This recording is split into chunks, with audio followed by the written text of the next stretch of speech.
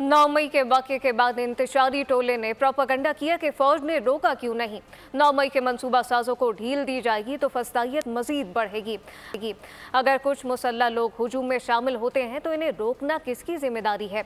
अब मार्च इन दहशतगर्दों के खिलाफ करें जिन्होंने बन्नू और DI खान में हमले किए।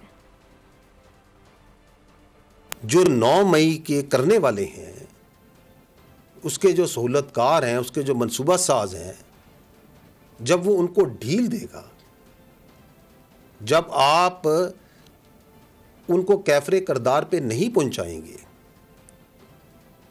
तो मुल्क के अंदर इंतशार, ये फाशिज्म है, ये फस्तायत है, ये मज़ीद फैलेगी। और ये जो उसके बाद जो एहतजाज है, ये जो लॉ एंड ऑर्डर है, राइट कंट्रोल है, ये तो सूबाई हुकूमत की इंतजामिया की जिम्मेदारी है, ये फौज की जिम्मेदारी तो नहीं है।